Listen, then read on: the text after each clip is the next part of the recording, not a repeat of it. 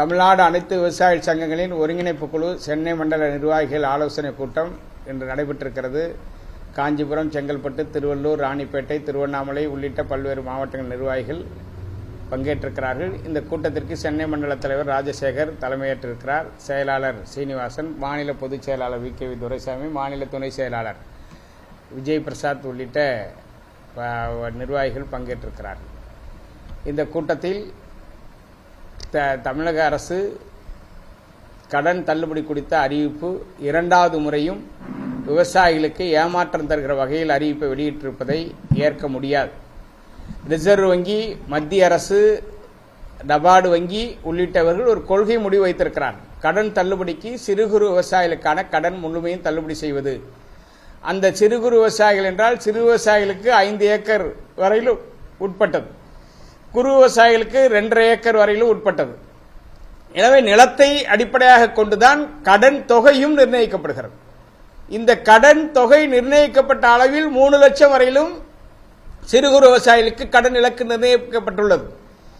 எனவே பாதிக்கப்பட்டிருக்கிற விவசாயிகளுடைய கடனை தள்ளுபடி செய்கிற போது நிலத்தை மையப்படுத்தி தான் தள்ளுபடி செய்ய வேண்டுமே தவிர தமிழக முதலமைச்சரின் 2 அறிவிப்புகளும் தொகையை மையப்படுத்தி அறிவித்திருக்கிறார்கள். இது முற்றிலும் மத்திய அரசின் கொள்கைக்கும் ரிசர்வ் வங்கி, நபார்டு வங்கி வழிகாட்டுதலுக்கும் முரணாக இந்த கடன் தள்ளுபடி அறிவிப்பை முதலமைச்சர் அறிவித்திருக்கிறார். இதனை உடனே திரும்ப பெற வேண்டும். தேர்தல் வாக்குறுதியின் அடிப்படையில் மத்திய அரசு ரிசர்வ் வங்கி வழிகாட்டுதலின் அடிப்படையில் 100% சிறு குறு விவசாயிகளுக்கான கடன் முழுமையும் தள்ளுபடி செய்ய வேண்டும்.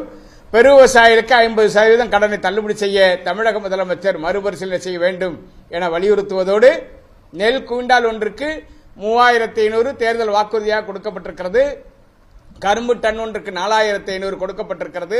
எனவே இதையெல்லாம் வருகிற செப்டம்பர் 1ஆம் தேதி முதல் 3500 ரூபாய் நெல் குவிண்டால் ஒன்றுக்கு விலை கொடுத்து கொள்முதல் செய்ய முன்வர வேண்டும்.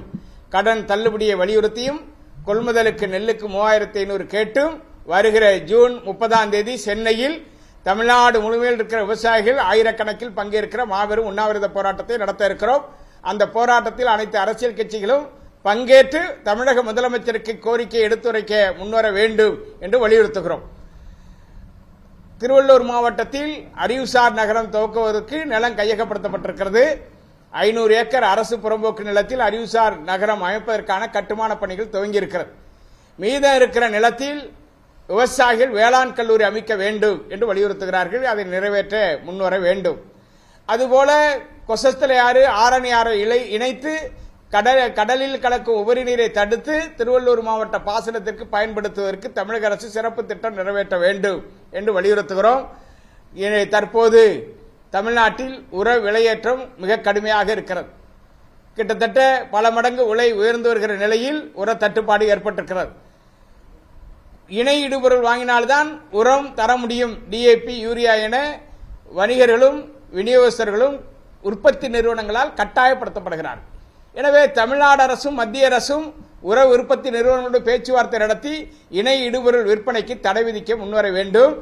விவசாயிகளுக்கு உர விலையேற்றத்தை கட்டுக்குள் கொண்டு வர வேண்டும்.